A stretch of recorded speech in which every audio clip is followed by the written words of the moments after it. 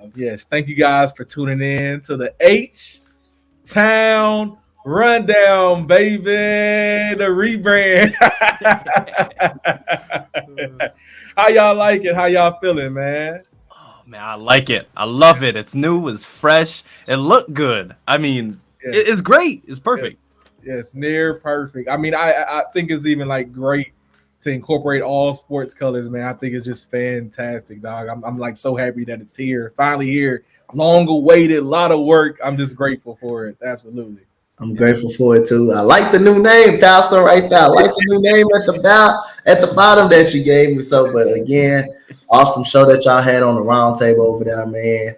Basketball. I'm glad that we got this rebrand going, and now I got a feeling we're gonna see a little difference. We're gonna see a little big old difference starting this rebrand. So I'm ready to get right back into it. Get right into it. First episode, rocket episode. Yes, sir. Yes, sir. Preston, how's it going, brother? Good, man. It's always good. I did peep the other pod you guys were doing with the actual true unveiling, and it was pretty lit over there. Some interesting language flying left and right around there, but I like it. I like it. It was real good. But I'm excited to be here as per usual. Excited to kick off with the new brand. Pastor, obviously you're the one that worked on it a lot. You want to tell us maybe a little about it? You said it's incorporated all the colors. For a lot of people here, for Houston, like where I'm at anyway, for Iowa, we don't really know about all the sports that are in Houston. So yeah, for sure. So I mean, just briefly, I'll say this nonetheless. Though our red is obviously the Rockets red. We have to stick with that. Stay strong to it, baby. Luckily, the Rockets has a multitude of reds, but we have one main red, so we stuck with that one. We were able to incorporate the Astros orange. The orange also matches our Rockets as well, so keeping that theme going.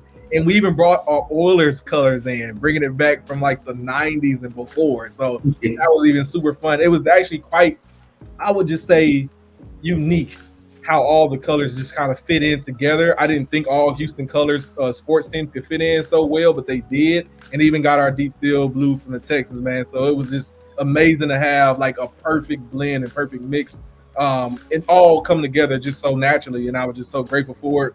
And even like as you see, our logo is just like fantastic, near perfect. I was just like, yeah, this is just God sent for us. I'm just happy. Yeah, I mean, you put hard work into it, and I don't know how long you worked on it, but obviously it means a lot to you, especially to see your own hard work on the pod here. It's just absolutely fantastic. Good job, Pastor. Good job. Thank you. It's definitely. Well, let's get on with it, shall we? Yes, sir. All right. So, as we want to start off here today, we're going to go over some of the games that we started with, or that we went through the week. We're going to start with that first game here with Houston versus Memphis. We all know how that went. To me, it felt like it was definitely more of that first game was more of a back and forth through the first, 3 quarters. Then we started to lose it towards that middle of the fourth quarter there. And we started to really turn it on actually towards the end of the game. And eventually we ended up losing by 5. Final score is 125-130 over in Memphis, of course. We had KJ Martin. He went off for 31 points, was absolutely fantastic. I believe that was a career high for him at the time. He had 2 blocks, 6 boards. That was absolutely fantastic. And then my boy Jalen Green, of course, the nice 32 piece on 55% and 3 for 6 from 3 and 100% from the line, 9 for 9. That's going to be a key item here that we're going to talk about later on from the game. And then, KPJ with a near triple-double. He's been flirting with triple-doubles. Actually, he did have a triple-double. I'm sorry. Look at that. 14, 10, and 10. Oh, my God. I'm blind. Let me clean out my glasses real quick. It was really nice to see 14, 10, and 10 from our point guard. By the way, our point guard. Make sure everyone knows about that. Good game all around. There you go. Dante? I mean, I just feel like every time you put Daisha Nix in the game, don't the game feel like it kind of slip away? If you know watch Rockets basketball, I know all 3 of us definitely know watch Rockets basketball. It just seemed like every time you put him in the game, the team go like it's been happening all week. They go on a run. It's got to be even a turnover he throws away that starts a fast break, or it's got to be something. But every time he literally is in the game just take a nosedive all of a sudden in the opposing team gets on a run. That's just what I'm looking at. But other than that, man, KJ Martin started off really, really strong early in this game, cut into the rim. Just rocking around with slam dunks. Jalen Green had a really solid game as well, man. Early in the game, we was right back and forth. We was back and forth with him. Alp, I liked the opening tip when he took the ball. He did a nice little spin move and dunked it home. That was nice. KPJ, with this triple double, and Jabari Smith continued to impress. I mean, he didn't shoot well. He didn't shoot well. He probably didn't shoot the best that you wanted, but he is actually acting like he's 6'10", playing like he's a 6'10" forward. The way he's rebounding, his defense is getting a little better. But the way he's rebounding, going up with the basketball really, really strong. Not just going up, but just dunking it down. But otherwise, like I say, they got on a little run late in the game. It just seemed like with Daishen Nix is in the ball game, that's when the game's starting to really get up out of hand. Tari Eason plays like Tari Eason all the time, gives you that effort, even though if he's not scoring. But other than that, this was a good game. I think the Rockets showed something really in this game. They showed some heart growth in this game. But like I say, Daishen Nix continues to play, and it's always seemed like when he's in the game is gets out of hand, gets out of reach when he gets in the ball game. Yeah, man. Like I think, like, to that point, and I've said it before too. So it's quite funny that you say it too. But Knicks has like just this negative effect, and it doesn't like seem like it, right? Like it doesn't seem like it if you like watch his facilitating, and I give him a lot of kudos there. But like his playmaking is just immature. You know what I mean? Like as it pertains to like being an NBA ready player. And I know this like kind of conflicting in thoughts, but he is a point guard. You know that. Is he a good point guard? No. You know what I mean? And I think it just goes to say a lot about him and how just not ready he is for this level. If he goes to the G League, he could definitely be an all-star. If he comes to the regular league, I just don't think that he's going to be a contributor. Maybe there's a place for him on a different team, or maybe there's a place for him out the league, and that's okay. But I don't want to take away from the fact that this was a well-rounded loss for this guy. As you know what it is. And this is like we have 5 players who I valued as key contributors to this game, man. Jabari Smith, has just been on a prowl. He has really showed his ass lately. Let me just say it that way. It's just like showing what he can do. He's still gonna step up in like what his place is and understanding his place in the NBA. He can score on all 3 levels, and I think coming into the league we assumed that he was a 2-level scorer, 3-point shooter, mid-range, but no, he is a 3-level scorer. He will get better defensively. The guy's only 19 years old. I think I say this a lot, but I'm just reiterating the fact that he's 19 and he will continue to get better. This is the floor for him. And one of these games we got in through our slate, he had a transition short-range midi. I don't even think y'all understand that. It was just so helpful and just hopeful for me to see, like, oh wow, you got that too.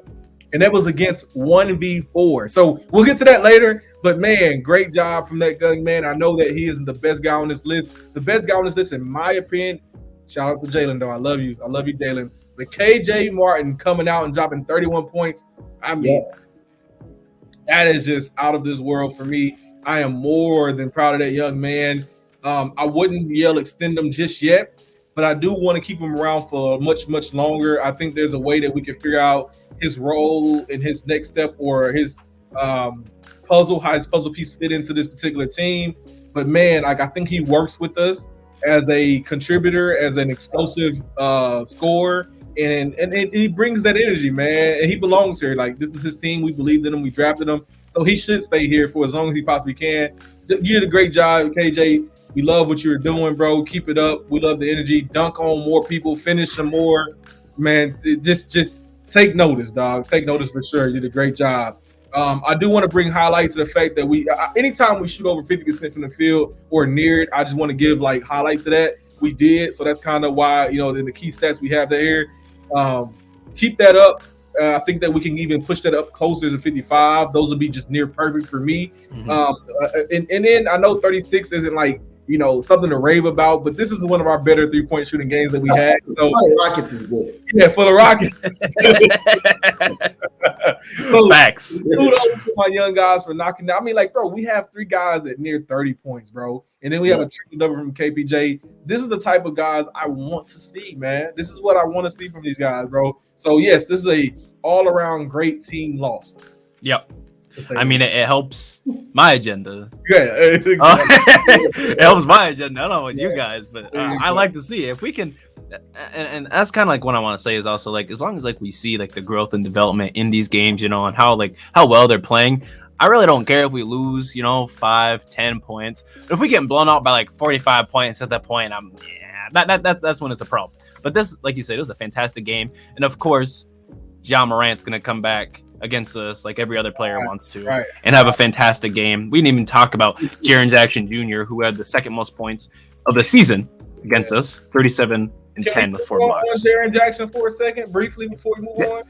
Yes. Just know, like, to the point of Jabari, take some time and look at Jaren Jackson when he came in the league and where he was, and then tell me how much of Jabari can fulfill that, even as just an archetype. Not that he has to go that same trajectory. There's a lot of trajectories for Jabari right now. I think he has a mold that he could be his own essence. But, bro, if you look at where Jaren Jackson started as far as size, as far as skill set, I mean, I think Jaren Jackson is also an NBA child as well, right? As far as his dad. I didn't remember correctly, but I think I heard this somewhere else before. So, yeah, like, just look at that and understand what he is and just be cognizant of where Jabari is today and where we're going to be at. And I think Jabari came in younger, right? I think Jaren came in young too. Yeah, Jaren came in younger. He came in 15.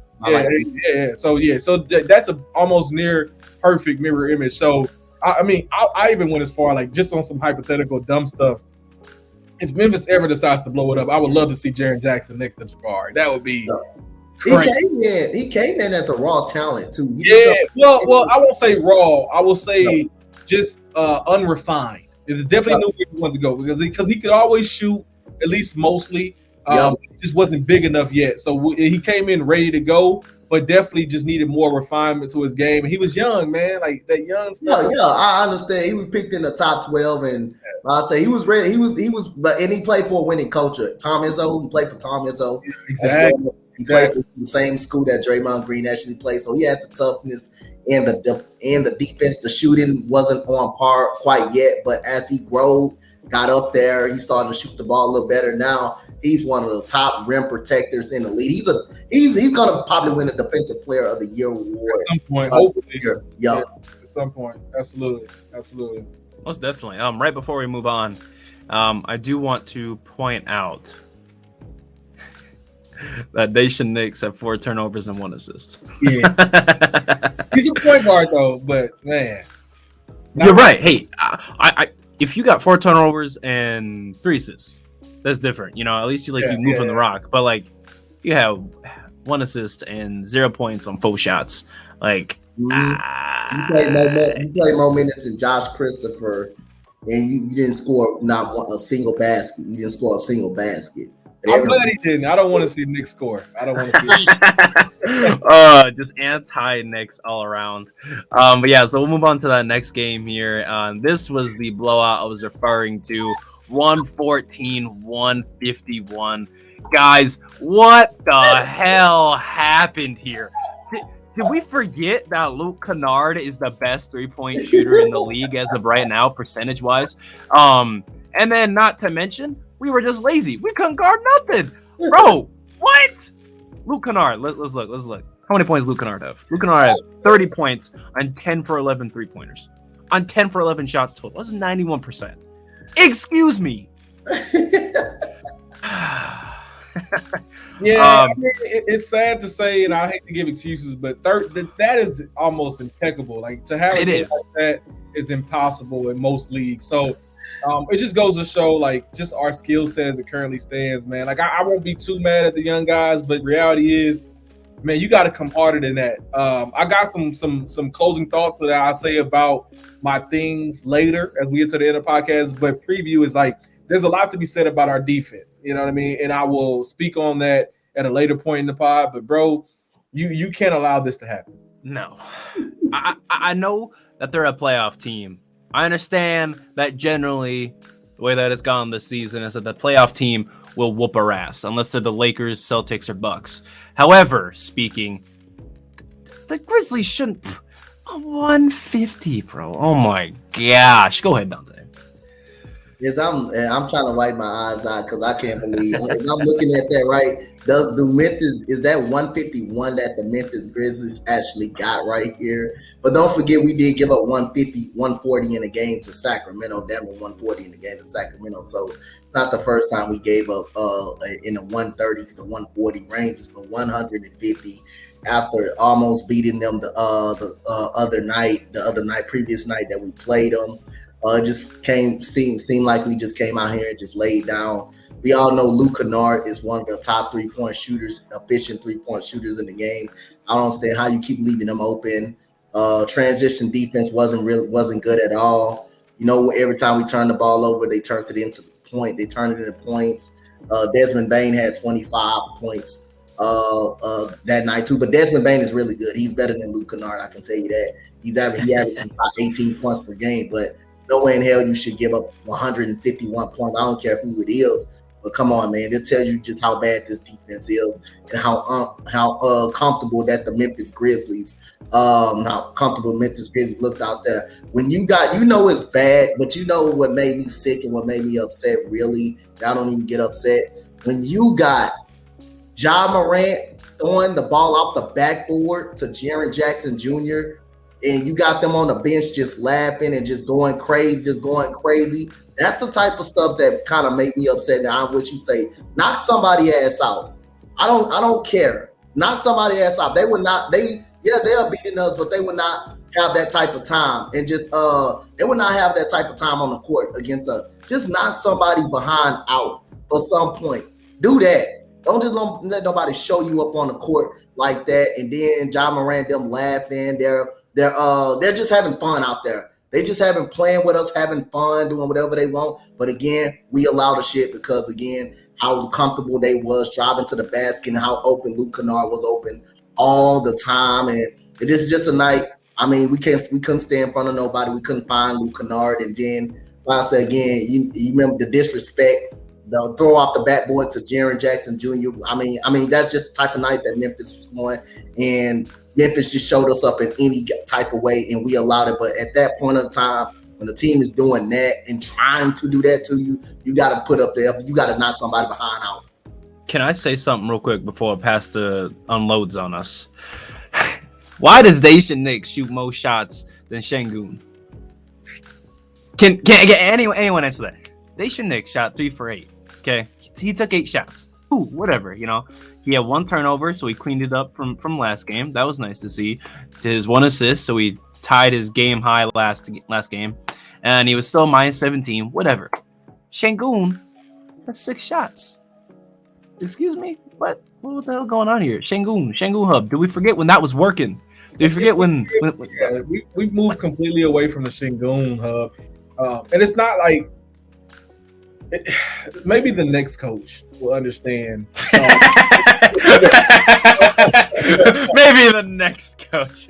Because like you don't have to play one style to win, and that's the benefit of having a dynamic player group is that you can attack the defense in a multitude of ways, which keeps the defense on their heels. To be fair. So I don't know, man. It's just I won't rave too much. I mean, this is kind of an is what it is game. And notice we have less key players because it just wasn't much to rave about from our young guys. Tari Eason did turn up a little bit, but that's what higher for guys give us in losses. They overperform because they're trying their best to get us back in the game. And Tari Eason is that guy. Kevin Porter. We're not going to do Kevin Porter today, but points, man. Was trying at the end there, it was already out, but KPJ he was getting those free throws, mid range after mid range. He looked nice. If I was down 30 points, KPJ is one of the best scorers on the team. He's naturally it should be. But if I'm down 30 points, man, I can give him my best myself. You know what I mean? So yeah, I'm just saying. Yeah, but nonetheless, though, the biggest things was that I've often said that we do get a fighting chance when we score a lot of points in the paint. I don't know. Maybe I'm just wrong on analytics because we got 72, and that's over damn near 70% of our points that we had. So yeah, I don't know, man, or near 70%. I mean, so yeah, I don't know, man. It's, a lot of this game just went wrong, mainly defensively. You have to be able to stop people to compete, and we don't really like value that enough yet. This would go further into my final thoughts as we get towards the end of the pod. But like, yeah, bro, like the defense has just like. We just let that curry for a second. Let's talk defense throughout this. Anyway. So again, they shot 20. They made 25 threes. They made 25. But so like that. Let's say it though. Like the Rockets, we have been forced to move away from our philosophy as 3-point shooters. Teams are now beating us the way that we've often beat them for years. We took the easy way out. Shooting high clips, making high clips. And score. If you get 2, I get 3. Like that's how we won, right? So yeah, I mean, there's something to be said about that, and the philosophy change and what has went different. Silas has made comments about like not enough threes going up. I was just informed about that because I thought that maybe there was a philosophy change, but there isn't. Silas does want more threes put up. We don't hit threes at a high enough clip to shoot a lot of. Yep. We don't have like we had like Ryan Anderson at one point in our day, right? We don't have a stretch 5 at this point. And if you're gonna stretch 5, Jabari can't take a lot of threes at an efficient rate at this. Like, there's just so much to be said about why our philosophy just can't go back to just chucking threes. For 50 games this season, we saw why it doesn't work. You know, yeah. So it's just a lot to be said about like why we get blown out. It is defense first, in my opinion. But yeah, like if a team is just like going to hit everything that they take or hit it with ease, I mean, you have to match it or you have to go defense, and you have to do both. You know what I mean? But something has to change, something has to give, and no matter if you score 72 points in the paint, it doesn't matter. You have to hit down. You have to lock in elsewhere too. Offensive rebounds, second chance points, turnover battles. You know we lost those. So anyway. But that gets to your point, and I'm going to take that up a notch when you said defense. So the 25 threes that they hit, most of them were comfortable threes, and most of them come from Luke Kennard. Luke Kennard, that one person. They had 36 assists. Almost 40 assists. We had 25. That's pretty solid. Having 25 assists, but they had 36 assists. They out-assist us by 10, and plus 10. Yes. That's 20 points, by the way. Minimum. So look at the score, you know what I mean? So literally, and not to mention, we scored. You know, like you said, we had 72 points in the paint. That's pretty good. You know, we only had 44 bench points. They had almost 80 bench points. Their bench scored almost as much as our entire team did. Like, goddamn, bro. We don't got a bench. It's like we don't. We do. We got Dacian Nix. Calm down. Tyrese. When Josh Christopher, when he decides to play Josh Christopher, basically Tyrese and Josh Christopher is our bench, basically. That's now, was this the game that Josh Christopher is walking to the bench and he's like clapping? No. Or was this the Cavs game? I think the Cavs game. Yeah. I'll save that for later then. Go ahead. Sure. Well, we can get to it. He said we can get to it. So I guess before I really dive into that, yes, my GOAT went off 30 points and 4 assists. He had a very solid night, only 1 turnover, and he shot almost 60% against the number 1 defense in the league post All-Star break. Man. Oh my goodness. Hey, Chris, Jalen is beating allegations. I will say, like, when we get to my closing thoughts, I keep referring to it for a reason. And y'all are gonna be shocked where my thoughts are at today. I never thought I would be here, but I am. But man, Jalen, shout out to you, dog. This is a great loss for you. I hate to say it that way. Great loss for you. You did your thing. Continue allegations. Continue to take the next step. I like the way you dunking on this free throw percentage in this pie graphic. But bro, this is a good 30-point, very efficient game from this guy. I think there was even a point we had even a 40-point. I'm not 40-point. We had he was just like super efficient. People just said he couldn't do it. I can't remember what game it was. So it's just like, okay, now that we see that he can be super efficient, like I just want to continue to filter out all the naysayers as we get Yes. to it. People who keep saying all this redraft things or I don't even think he goes top 15, top 10. Like, nah, man, like this is his team, bro. You know what I'm saying? Yeah. I do think that like Jabari is the promised lander. You know what I mean? Like I do think that Jabari is my guy as far as we won it on the back of him. But I do think that as it pertains to like the Jordan to Pippen, this is Jordan. This is our Jordan. You know what I'm saying? And he will continue to get better. I'm more than just proud of this guy. But yeah, it's one reason and one reason only that Jalen Green is the key players of this game. He took up the effort that no one else came in. He said he was the team. He was the team this game. And if it wasn't for his efforts, this would have been another blowout, second game in a row. He did a great job going up against the number one defense in the league. And again, that goes to my point of beating allegations. First, it was the Pelicans. They said that Herb Jones was the better prospect, a playoff winning guy. Like, nah, cut that out. And now we're going up against the Evan Mobleys of things. Yeah, you can say that he won the game, he's a winner, et cetera, et cetera. Just keep that same energy. Like Jalen's coming, and that train don't stop for nobody, man. So yeah, I rock with my boy, man. Great game for the guy. Great loss for the guy. Definitely. Horrible loss for the team, though. The team didn't do no effort, didn't do no justice. No. It did. I'm not gonna lie. Through I think it was what was it through the shot, right? Huh? I was gonna say most of the game I felt like they were playing hard. Yes.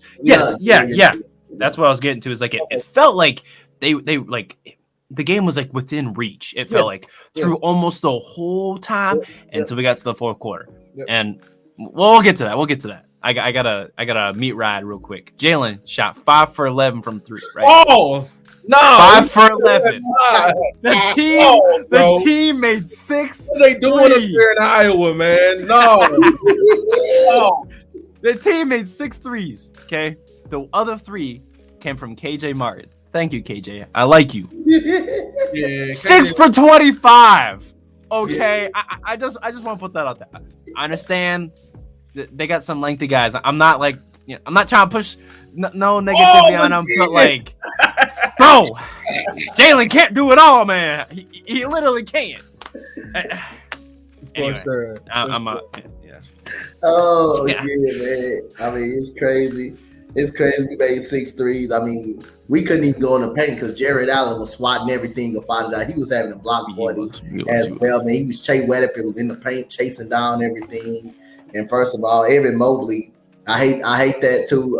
We should have just drafted Evan Mobley. For people you say we should just drafted Evan Mobley. When Evan Mobley ended up on a better team, on a front office that know what they're actually doing. Our front office we don't got a great coach. They don't got a great coach. They don't got just a couple years ahead of us. That's all. That's all it is.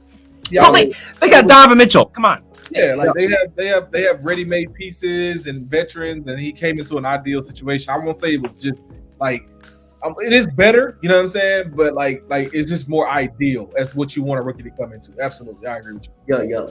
He ended up on a roster that was coming, that was already ready-made, and that was coming, and we already knew what this roster was going to be, even when we got Jalen Green. So again, of course, people are going to say it's empty stats, just empty stats, and we're not winning. Of course, they're going to end up thinking that Evan Mobley is a better prospect, but other than that, here or there, only making 6 threes kind of disappointing. Again, we don't make them anyway if we wide open. We don't make the threes anyway if we wide open. Kevin Porter Jr. 3 for 12. Ouch. That's not good. That's not good in the game. Jalen Green finally shot with efficiency. Jabari Smith, he didn't have a good shooting game. Tyrese just gave us 10 points, but he continues to be Tyrese. And then again, how much more I gotta say about trash Daishen Nix giving us 18 minutes and scoring only 2 points. I mean, at what point does this guy? It just seems like every time he gets in the game, it's a spell cast. It's a spell cast on us. And in the fourth quarter, he starts off the fourth quarter actually. Guess what? Cleveland is on a run already. So at the end of the day, I mean, I thought we played hard throughout the whole game. And especially in that third quarter, we played hard. We played really good. In the third quarter. We was getting back in the ball game.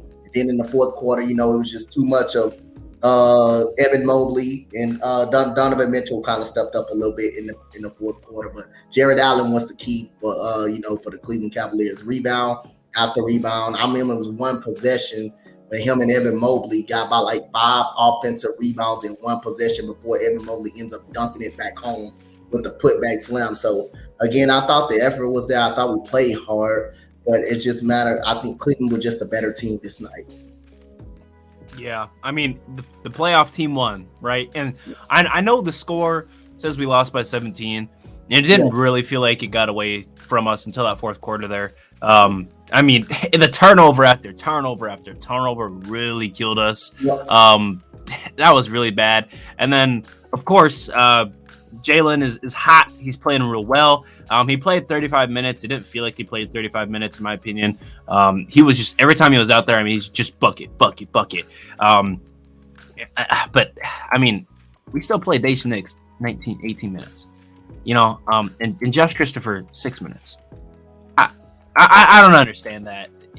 Josh Christopher, in my mind, yes, he's not a point guard. I understand that.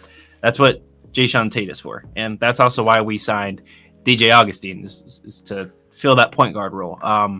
Except we're still not using him for whatever reason. And Nix, again, 2 turnovers, 2 assists. It's a 1-to-1 ratio. I understand that, but man, when he was on the court, Darius Garland was eating. To be fair, Darius Garland didn't eat all game. I understand that. But the second he saw Daishen Nix, Bo was licking his chops, yelling barbecue chicken. The second he stepped on that court, man, it was over. It was wraps. And Daishen Nix supposed to be our defensive point guard. I didn't see it. It was a rough game. Positive note, Jalen Green is the youngest rookie in Rockets history to average 20 points per game, or youngest player to average 20 points per game. Crazy, huh? Yeah, that's absolutely awesome, baby. Jalen. He also has so in the 2021 draft, there have been 50 30-point games, right? Just that's not a lot. Cam Smith has 5. That's the second most. Jalen Green has 22 of those. He has 44% of all of the 30-point games for the 2021 draft. I just want to put that out there. I remember something about Cam's sanity going crazy and that he was a better player than any reason to move on from Jalen, dog. Literally, bro. Yeah. Literally. Yeah, I just had to get that out there. Felt real good to stun on those hoes real quick. Jalen Green, bro. I bow down, bro. Just absolutely crazy. I love the game. Again, I don't know about you guys. Like I said, pause one final time, and this would be a timeout if you say anything else, brother. But like I said, I feel like this game was a lot closer than what the final score revealed. We lost in the fourth. I still feel like this is an okay loss. We fought hard for most of it. It helps my agenda. And it worked. I'm okay with it. Of course, I wasn't happy with all the coaching decisions that Sir Silas made as per usual, but I digress. We're fine. We're moving on, and it's just a few more games until it's all over. Yes, sir. So we're going to move on to that Houston and New York Knicks game. That was quite interesting. This is a really flashy game from KJ Martin and KPJ. I mean, dunk left and right, dimes thrown. Şengün even was throwing elbows left and right. But real quick, before we really talk about our guys, I just real quick want to mention and shout out Isaiah Hartenstein. I don't know if a lot of you guys really mess with Isaiah, but I actually did like him. He was pretty solid, okay guy coming in on our team. Would he be good here today, I just don't think it works for how we play. I mean, you see how with what we do, I just don't see it because we don't even use him. Like what we got. Second center off the bench. If we had Bruno Fernando, Isaiah Hartenstein would be a fantastic. No. Oh, we got Frank Kaminsky. I like Frank Tank. No, Frank ain't. Hey, don't disrespect my boy Tank like that. I fuck with Tank. He a homie. I'm kidding. I like Tank. No, I think Isaiah Hartenstein would be all right. I just don't see him really having too much value in terms of how we use, that heavy guard play as it is, unless he's just heavy pick and roll the whole time. He's probably touching the ball twice all game. And not that he's a bad player. Like I said, I really like him. But Silas probably wouldn't use him much. I mean, we see how he uses Garuba as a catch and shoot 3-point guy in the corner. Very rarely to get a rebound. So that's just my thoughts real quick on that. Okay. Yeah. I mean, personally for me, like I watched this game, and this kind of like brings me to my point. I was very frustrated watching this game, man. I just have a lot to be to reckon with. But before I get into it, like I do want to give I guess the efforts were there as far as offensive. Like this game also felt closer than what the score says in the first half, really. A lot of tit for tat. Jabari was doing great adversive defense against Julius Randle and such. I think they gave a lot of effort on that side of the ball. Got a nice double from the young man as well. I messed up on the graphic. He did not have 11 assists. He had 11 rebounds. But nonetheless, though, great game as far as team loss is concerned. But I will say this, man. And I'll say this now. I'm pretty much out of the Kevin Porter sweepstakes. I'm still a fan of the guy. I still love him. I still want to see him on this team. But I do have outs at this point, and I don't think that it wasn't just this game. It's been a few of them, 2 of them that we talked about. But there's a game, I can't remember exactly who we played. The Lakers. We played the Lakers. Yeah. And I watched this young man give, I'm talking all-pro defensive effort against the Lakers. I watched him go vintage KPJ, attack the rim physically, go attack the rim with mid-range. I seen him knock down his shots effectively and still playmate, and then still give good effort on defense, where he was disrupting shots, making steals, playing his role. He was even in the post at one point, playing fantastic defense. And it was at that point I knew I didn't know what your ceiling was on defense was. So that means it's purely here and it's purely effort. Yes. And then you continue from that and go back to not just mediocrity, but just poor effort on defense. And at that point, I just have to admit, I don't view you as a starting point guard in this league as it currently stands. This guy needs to go to the bench, not this season, just moving forward, and he should be focused on being a 6th man.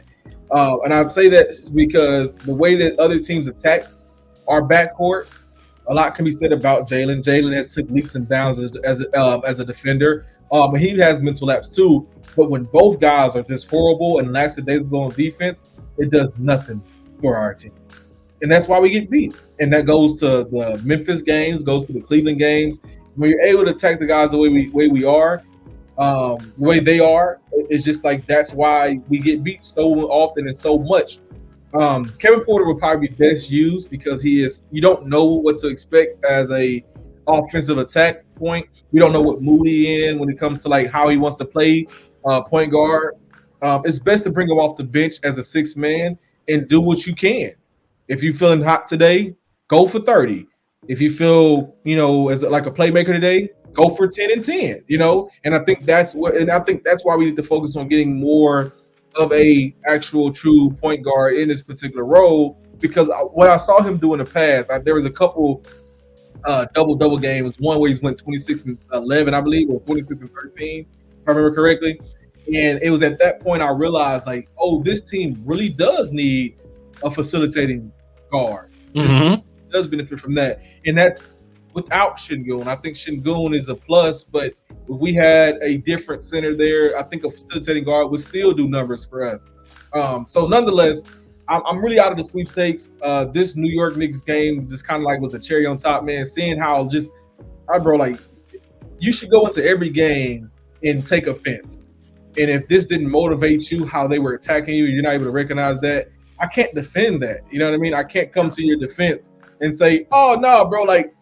No, there's nothing I can say. You went tit for tat. You scored 26 points, 4 assists. You helped nobody else get better, you played no defense. I can't defend that, and that's just what this game is indicative of. So I love the guy. I want to see him be successful. I'm going to be hypercritical because I do believe in the guy. At the same time, the best suited role may need to be off the bench where you can thrive in whatever necessary means you feel is right at the time. Nonetheless, it's great. Right before Dante, just one quick thing. Go ahead. What? Emmanuel quickly had his career high against us. Right. So again, two though, not us. Again, two. Your boy, man. It was, to be fair, he was really good this game. He was hot. He was feeling it. He was hitting. I mean, like, there were times where we were playing absolutely fantastic defense, and he still made the shot, you know.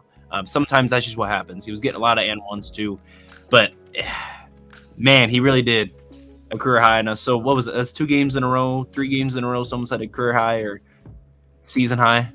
Man. Anyway, Dante, please. Highs. Yeah. You can't take Jalen off the floor. So, you know, so it's just, anyway. But go ahead. You got something to say, Dante? It seemed we one of the best teams in the league of letting people hit their career highs on us. But go back to what Pastor said, and I seen it against Memphis, and I believe I tweeted it as well. I mean, you had a fast break. You had a fast break 3-on-1 fast break. Kevin Porter's on the left wing. He's wide open for 3. You know what he decides to do? He decides to get mad because nobody saw him wide open. So he stood there. He did like this, and he just stood there in the corner throughout the whole possession. He stood there in the corner. That was the first Memphis game.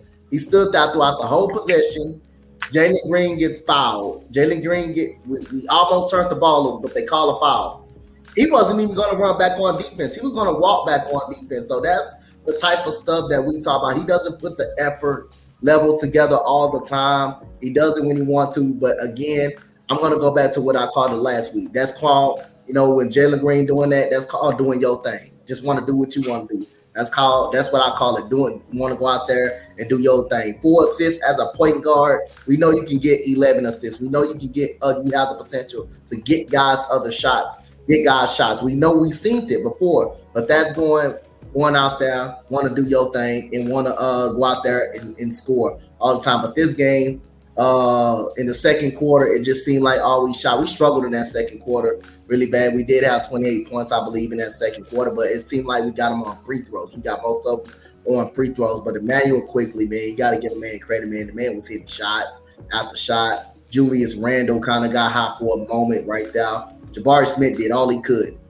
against Julius Randle. A bigger Julius Randle, he did all he could. He kind of made it work. But again, we just continue to let guys get their career highs on us, and we one of the best teams in the league of letting that happen. Yeah. Making a guy look good out there. Then he actually is. So I mean, this ain't the only time. Lauri Markkanen went out for 50 on us almost again in Utah, but he's still doing the same thing. He's being consistent. But Manuel quickly is basically a bench player. He started because of Jalen Brunson is not even playing. Yeah, Jalen Brunson didn't even play. Jalen Brunson didn't even play, but that's the reason why he started. But other than that, man, I mean, defense wasn't there. It's just, I mean, we scored 115 points, but then again, when you don't play great defense, when you can't stand in front of anybody, when you're turning the basketball over at the rate you're turning over, then hey, that's what you give up. You give up 150, you give up 137. Yeah, man. Like I'd even posed the question, and this is like in a private chat. It's like, would you take Emmanuel Quigley over Kevin Porter? Like a lot of people probably feel that way. And I don't think Emmanuel is a better player than Kevin. I just think that he knows how to play basketball better than Kevin as far as team NBA ball.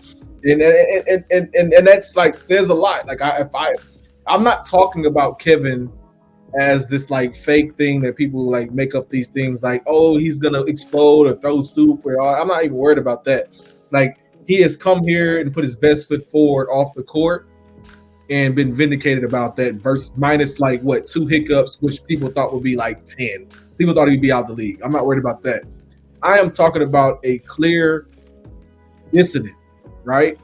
Where this young man doesn't step to the floor and understand that this is a competitive game.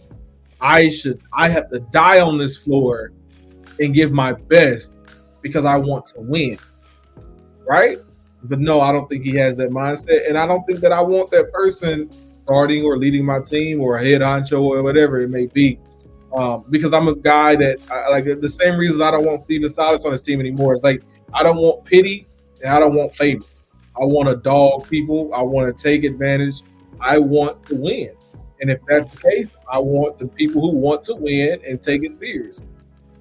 So, yeah, I think that I would much be happier with a scenario that ends up with getting Emmanuel Quigley, Scoot Henderson, and having Jalen Green start. You know what I mean? Like, I'd rather go with that route than having to worry about if a guy's going to give his best effort or knows how to play point guard the right way on this team. So, nonetheless, this is just me breathing my frustration out and understanding that the guy that I believe in so much, I don't know, maybe I want it more than he does. So, nonetheless, that's what I'll say on that. Man, so I want him more than he does. Sometimes, man, just like we say, I think we can chalk it up a lot to, not only just like effort level, but just like, I don't want to say like mental health, but like you can't play your best if you ain't right up here, and like, I mean, there were some articles that came out a couple weeks ago, last month about, something about Kevin Porter doing something behind the scenes. I don't know if that's true or not. I'm not going to speak on it, act like I know, because I don't. I absolutely do not. But obviously something's going on, or maybe he really just doesn't care. I mean, there's too many times, like Dante pointed out, where he just literally stands with his hands on his hips, and I remember there was one play, I think about three weeks ago that we talked about, and it was all over Houston Network. KPJ just standing with his hand on his hips, doing the casual KPJ right up in the corner while that team's doing all the offensive moving around. Like realistically, I didn't think too much about it. I was kind of like, whatever, like, he can't do nothing. He's just got to stand there because they're moving the ball without him. But then it happens too often to where he's like, oh, I'm not getting the ball. All right. And he just like sits back. Like, bro, you're not okay. Harden. You're not putting that I know you believe it. Like, it's just just man, bro. I say this and I say this shit lightly. The only person who has a right to any form of entitled on his team is Jalen Green. Right, and I think that even he doesn't. You know what I mean? And in the times that he does, he has a lot of humility about the things that upset him. Like, he is deferred to players that don't belong in the NBA. He is deferred to Jayshawn Tate and Kevin Porter. Daisha Nix, right? Like legitimately, he has deferred and allowed players to come along. Remember how bad Jabari was when he started? He has allowed that to exist and never.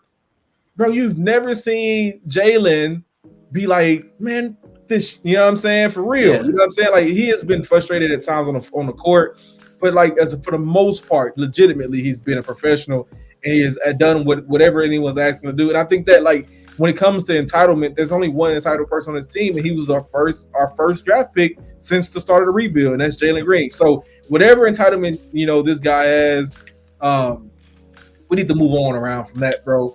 And I think that this guy needs to spend some time thinking about the fact that his contract isn't guaranteed and what that means for his dynamic as a contributor on his team. And if he wants to be here long term, what does that look like? Because, bro, one coach, and someone else said this, so this is me stealing other people's thoughts, but one coach, a Nick Nurse, a Kenny Atkinson, a Udoka of such, and what they believe could change your whole environment.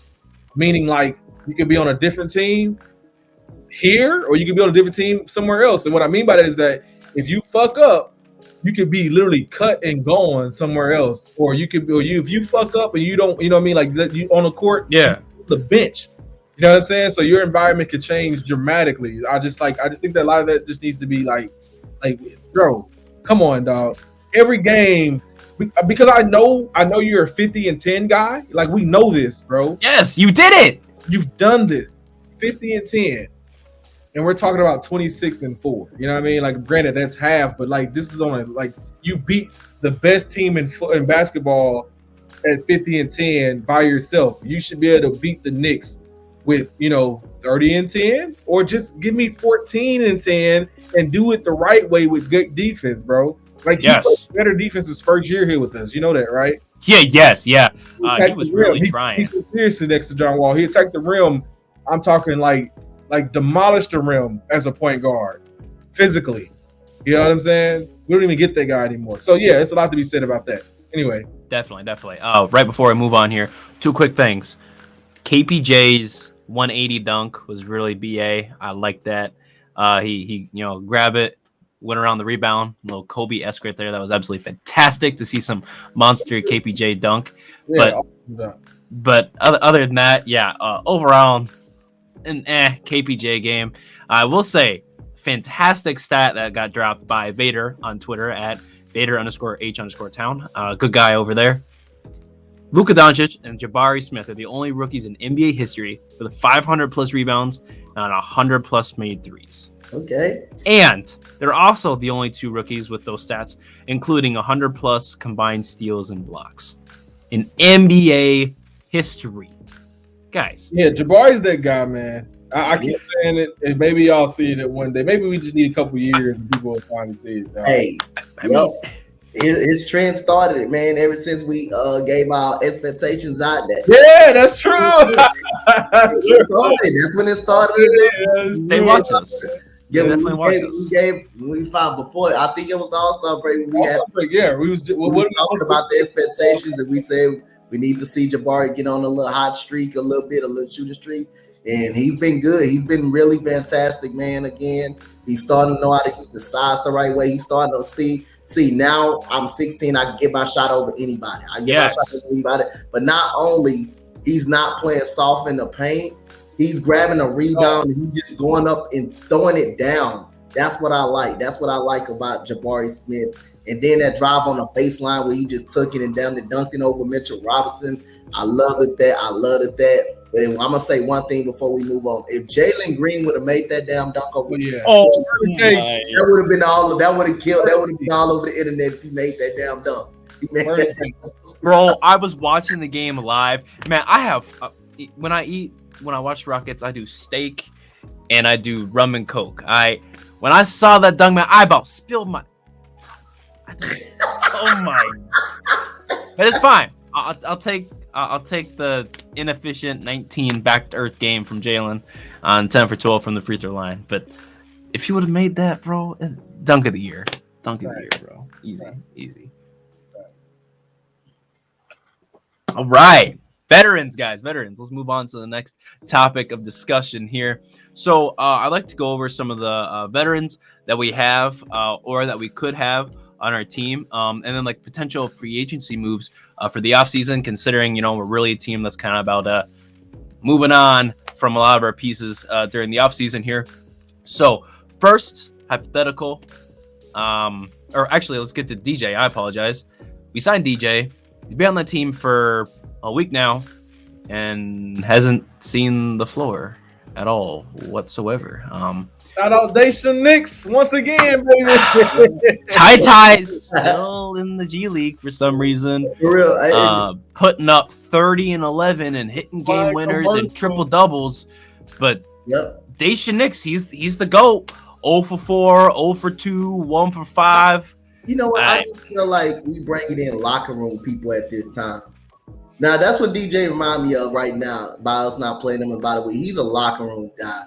Just like we got Boban just sitting on the bench and being just a locker room guy. We just got most of the locker room guys on the bench. So other than that, man, I hate to see Ty Washington not playing basketball in the G League, because obviously we don't know what the hell Steven Silas thinking of, what kind of basketball he looking at.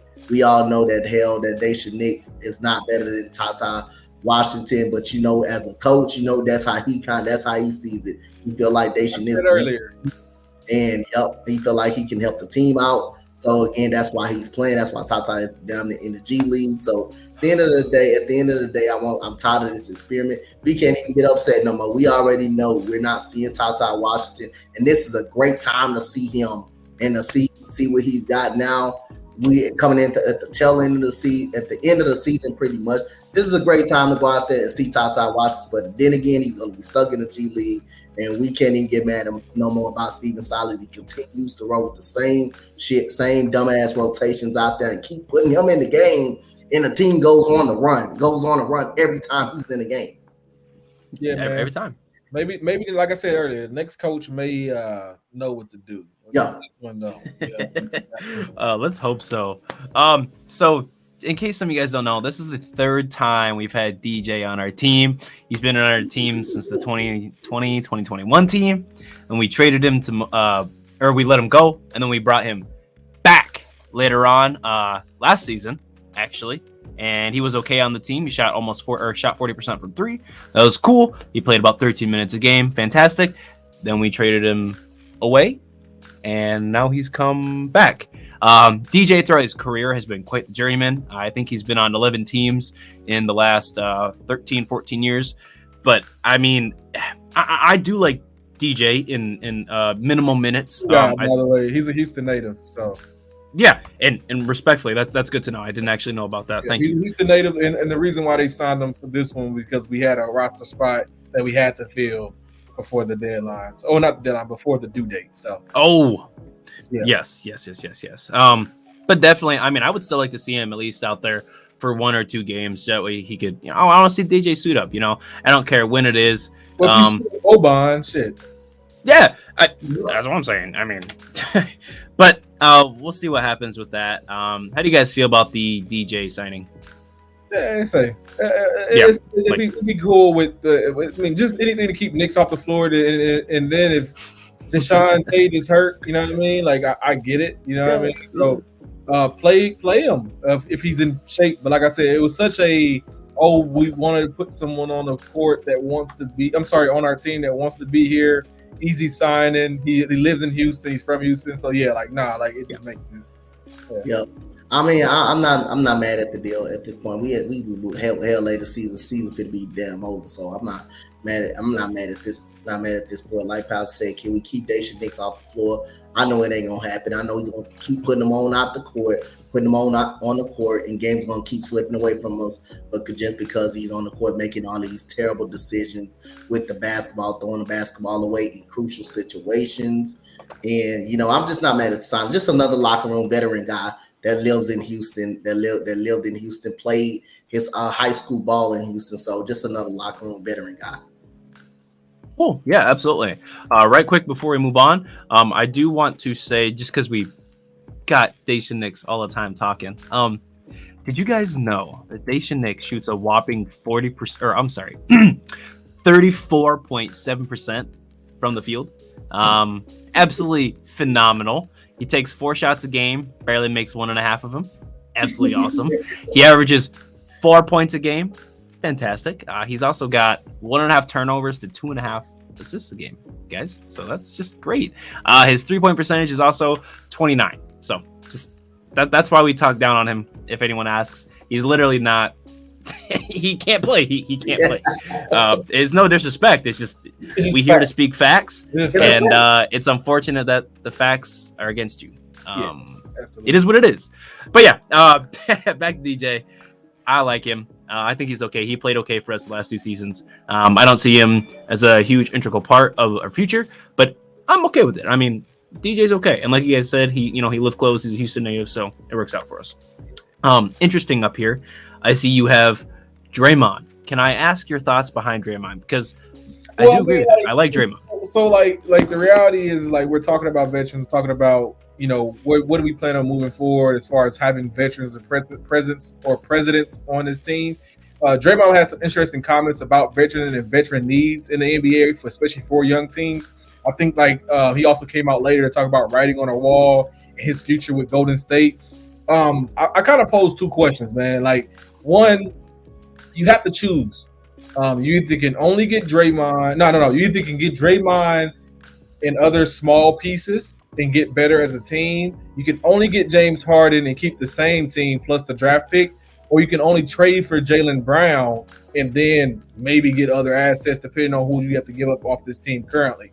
So with that being said, I just thought it was super, peculiar to kind of to have that dynamic or that topic to come about because Draymond has clearly like made that little campaign run of talking about where he wants, or just understand that he may not be with Golden State next year. So, what would you guys want? Like, how would you rather prefer this future? You know, because later on we'll get into predictions. But would you prefer, Draymond, James Harden, or Jaylen Brown, and why? It's really your question. I would prefer James Harden and keep the draft pick and just draft Scoop or whatever we land at. We land at. I just rather keep James Harden. It seems like he'd be more of a fit. And we think at one point you mentioned it about getting James Harden part of this team. Having a lineup of him, Scoop Henderson on the court, and Jalen Green up on the court. Kind of like that vibe right there. Plus James Harden. It's a big possibility that he may end up here anyway next year. He may end up anyway here next year if Philadelphia doesn't decide to get it done. It's a big possibility. I don't want to trade nothing away from Jaylen Brown. I know he's young. He's a young stud, but I don't want to have to trade any future draft picks for him. I just rather get James Harden and just keep the same roster we had, but only difference we're gonna add either Scoop or we're gonna add Scoop Henderson. I'm not going to go out on a limb and say we're going to get the first overall pick because, again, we haven't got it in the last couple of years anyway. We were. So I'm going to say we're going to pick two.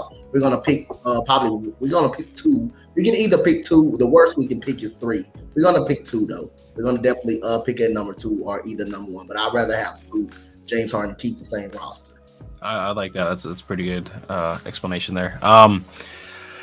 So the fan in me wants James Harden. James Harden is my GOAT. I love James Harden. I just don't see that being the best course of action for our team. He's never been like a vocal leader as we've seen.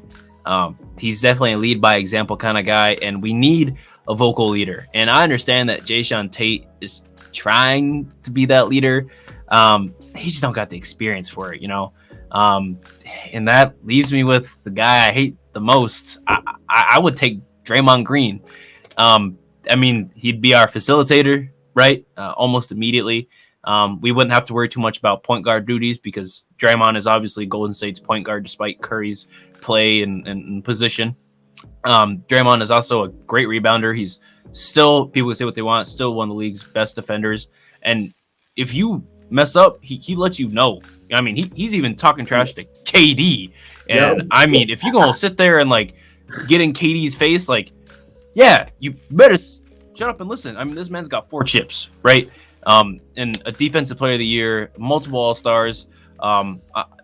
Despite how he plays, I still think he's an All-Star caliber player. Not statistically, but as a player.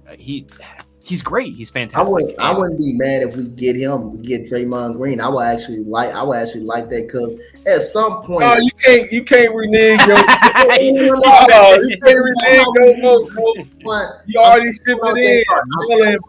I still would rather have James Harden. I'm just saying, for example, if we get Draymond Green, I wouldn't be upset because at some point you need somebody in this locker room to say, hey, we're not gonna have that. We're not gonna have it. We're not going to have it. So I wouldn't be I wouldn't be upset at all, but I'm still sticking by James Harden. I still would prefer the James Harden situation before Draymond Green. And another thing about Draymond that I like is that we don't have to worry about him taking away shots from our guys. He'd be able to come in and Jalen can still put up 40 shots a game and Jabari can put up his 25, it wouldn't matter because at least then we'd have someone who is not only really, really high basketball IQ. I don't like Draymond, but I respect him as a player.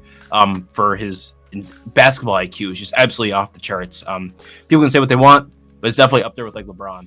He sees the floor and he knows everything, how a play's gonna go. If you guys watch him, on defense, like when he's really locked in.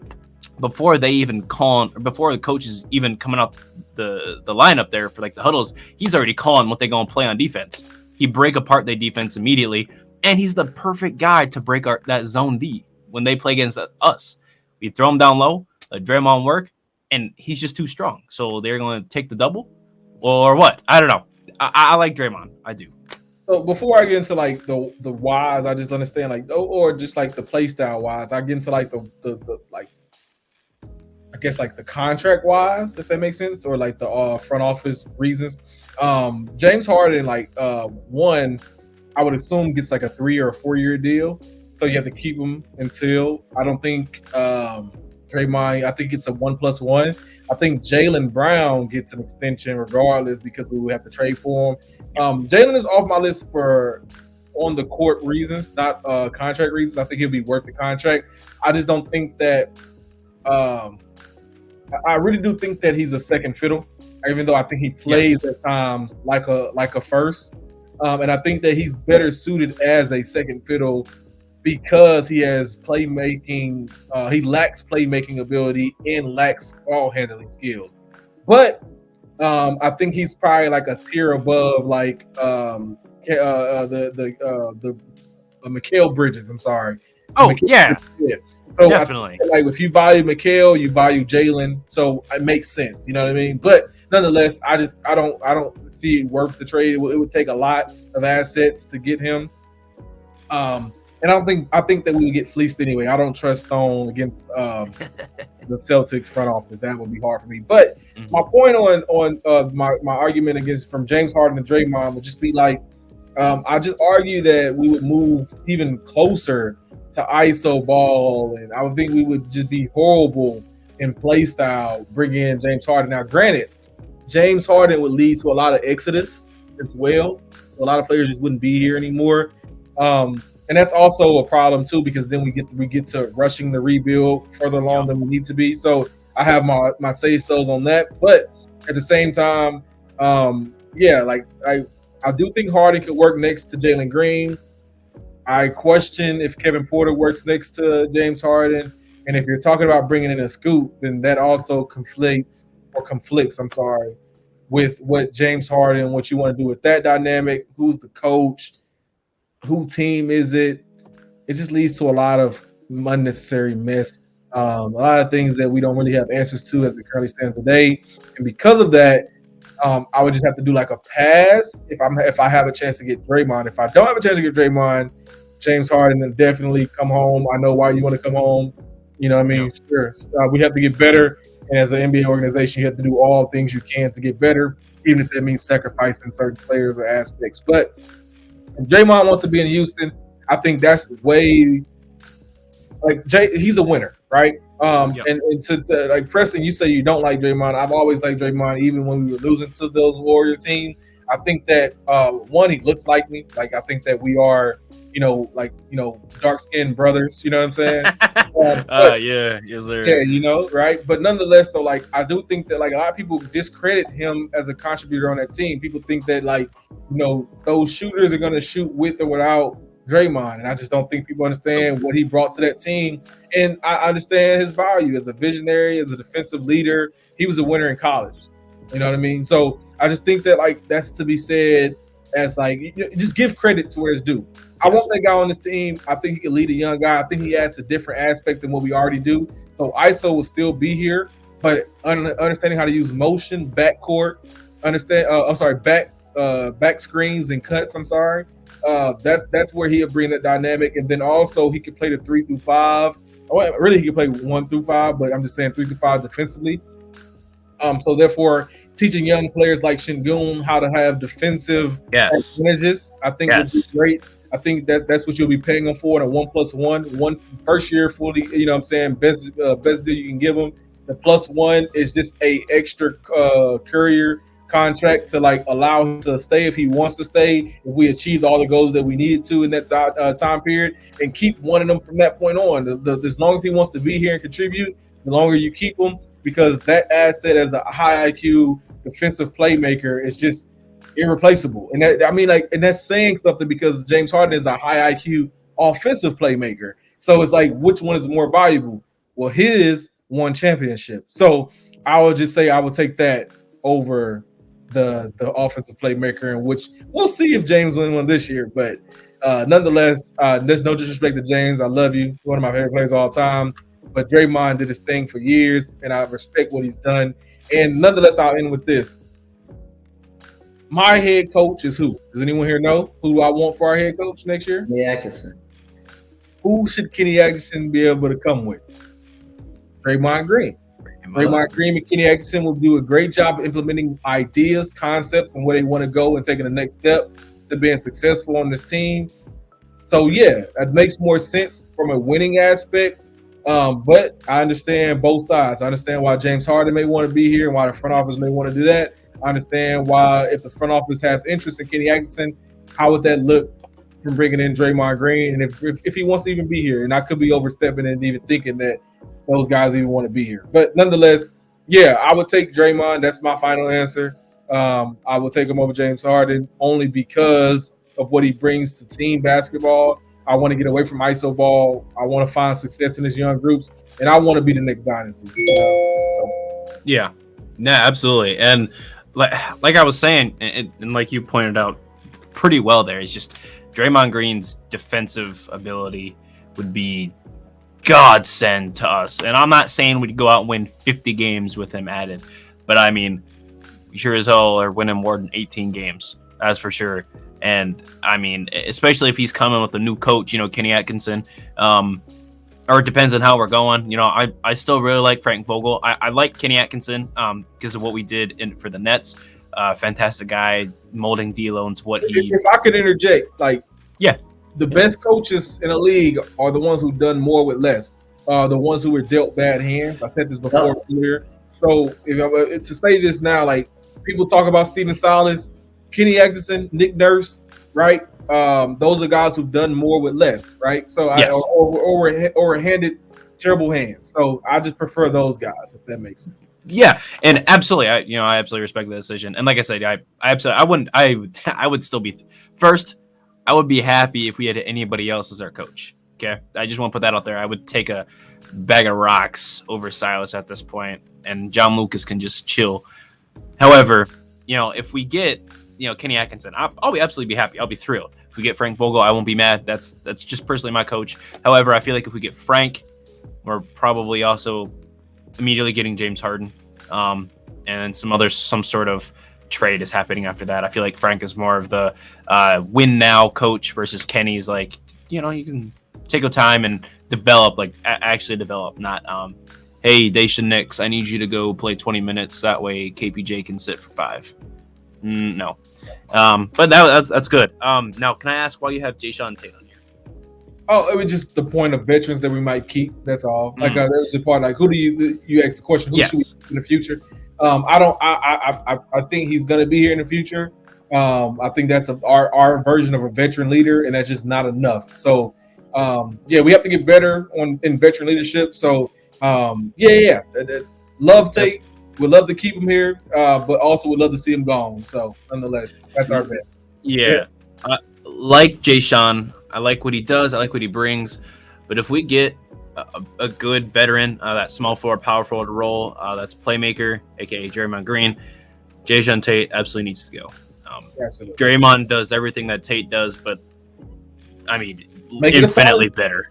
Make it a signing trade if need be. Hey, here's Tate. I know we have predictions coming up. I know we have some final thoughts as we get to we also have a Tankathon coming up as well. But I got a little corny joke for you guys. What do you call a future rundown? A pre-run. So do you guys have any predictions, I guess, for the final? I think we're down to the 8 games. Is that correct? 6 games. So final 6 games of the season. As we get through this week, do you have any thoughts, any expectations going on for the next slate of games? So these next games we play, we have a couple home games where 4-3-3. We've got Brooklyn, Detroit, Lakers, Denver, Charlotte, and Wizards. Okay. Out of those 6 games, I almost confidently say we can win 2. Just because I know how we are, and confidently, as in we should win those games, but are we actually going to win them? I wouldn't mind if we all of a sudden win all 6. I would be happy winning 24 games at the end of the season. Whatever, it's not gonna happen, but I wouldn't be mad. But I'm feeling at least another 35 bomb from Jalen, and a nice Jabari masterpiece down this final stretch here, week 24 and week 25. And hopefully we don't see Daishen Nix play a single minute after the season. We'll see what happens. So my expectations, man. I know that down where hell we ain't winning all 6 of the games that we play. So I'm gonna still hold my standard down that we're not gonna win 20 games. I'm gonna still hold my standard down. I don't think we're gonna win 20 games. It's so hard. You don't think we can beat Detroit? I don't think we beat Detroit. I hope we lose to Detroit, man. We're gonna beat Detroit. Man, we lost we got blown out by Charlotte. By Charlotte. We got blown out by Charlotte. But I'll say we come out with the right mindset. And it's all depends on what we do, not in the first quarter, but in the second quarter of those games. It just depends on how we do, and that's how you can tell if we're gonna easily win the game or not. Other than that, I'm still gonna say we're not gonna win 20 games this year. We may just probably win one more. I say we can possibly win one more, and the Detroit game is a possibility. I don't think we're beating Charlotte. I don't think we're beating Charlotte with PJ Washington playing, or if Terry Rozier playing. Dallas couldn't even stop a broken down Gordon Hayward from scoring. So again, what makes you think? And we got even worse. We probably even got a worse defense than Dallas got. So other than that, I just want to see every Jabari continue to grow, continue to play like himself, like how he's playing now. Just finish the season out strong. He's having a great run after the All-Star break, and I just want to see a lack of effort. I want to see an effort every single game from here on out. And again, my goal is to get Stephen Silas fired this offseason, and let's move on to a different coach. Enough is enough. Enough is enough. Raphael Stone. It's the worst coach probably in NBA history, damn sure in Rockets history. As of right now, damn sure in Rockets history. I don't remember Rockets head coach that lost this many goddamn ball games. But enough is enough. We've seen enough of this guy. No more excuses about this man had a bad roster. I mean, just like, Pastor put it out there, Kenny Atkinson developed a bad Brooklyn roster, and got him in the playoffs, and they won one game. He turned D'Lo into an all-star, turned Jared Allen into a good player, a great player, and a good defensive mindset. So at one point, we're going to stop making excuses for this guy and fans continue to say this man didn't have a good team. This man dealt a bad hand. And it ain't like we didn't draft well. It ain't like we didn't draft badly. We did not draft badly at all. It's just his rotations every single night. He just keeps putting Daishen Nix in the game when we all know that the guy can't fucking play ball. Not for this team, we know he can't play. And so other than that, I just want to see the guys come out with effort every single night, and Jabari continue to go on a hot streak. And I just want this season to hurry up and to see what we're gonna do with Stephen Silas. And I just want to see him get canned so much and Daishen Nix off this team. Whatever. I just want to see these two off this team. That's all. As it pertains to like expectations on this prediction side of things, is that how successful we are or will be dependent on Kevin Porter Jr. and whoever he decides to be that day.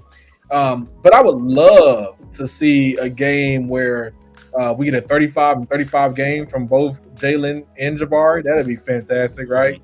Or at least a 30. Oh, that'd be funny. A 30 for 30. Yeah, I would like that. Yeah. Let's see if we can get one of those games knocked out in a loss. That would be fantastic. I would love to have that. But yeah, man, let's just finish the season off strong. Full tankathon, man. Let's just go for the highest draft odds we can possibly get. It's only 6 games, you said, right? So it's 6. I can give up 6, man. Like we had our stretch. Jabari's been good. We got what we wanted for the most part. So just give me a 30 and 30 for 30 from my 2 J's, and I'll be happy, man. I'll be happy. Fair, yeah, absolutely. So before I start this tankathon here, as you guys know, for the second time all season, we are not the worst team in the league. Let's go, baby. Oh, my gosh. Currently, it's Detroit, who hasn't had Cade Cunningham almost all season. So, of course, they're absolutely garbage. 16-59 for the record. We are 18-58. And the next three goes San Antonio Spurs, Charlotte, and Orlando. And Orlando's won 32 games. It's actually pretty good for them. Before you run a tankathon, let's talk about this just briefly before, because I do want to get to this. Yeah. Thoughts. I don't think the NBA guys like Detroit, so I don't think they're going to get one. I think San Antonio is going to get one. I don't think we're going to get one either. And I think Charlotte may get one as well. Portland has a chance to get one as well. So we'll see how that finishes out as we get closer and closer. But nonetheless, I will say this. I don't see Detroit taking Scoop. I do see Detroit taking Brandon. I do see Detroit taking Wemby. But it's tough for me to say Wemby because they have Wiseman. But Wemby, Wiseman, Ivy, Cunningham, that'd be a hell of a team. So if the NBA gods bless them with that, I can live with that if we get Scoop. So give Detroit one, give us two, figure out the rest later. Nonetheless, also, has there ever been a tankathon or a draft lottery odd where the prediction of 1, 2, and 3 went actually 1, 2, and 3 like it was supposed to be? I don't know, man. That's a really good. I might do some research on that and have that for next time. But yeah, man, San Antonio definitely deserves number one. Let's see if they get it. Let's spin that thing. And I think Wemby maybe. I think if Detroit does get number one, I think they will consider trading down because you mentioned the front court they got. We not even countering Jalen Duren, who they did in the draft.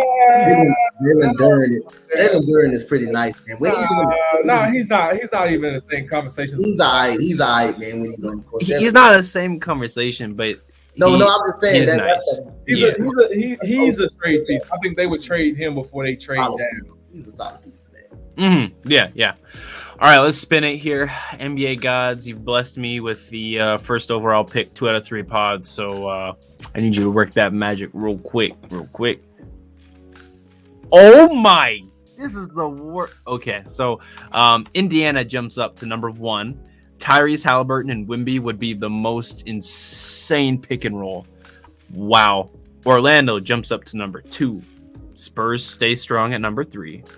Portland jumps up to number 4.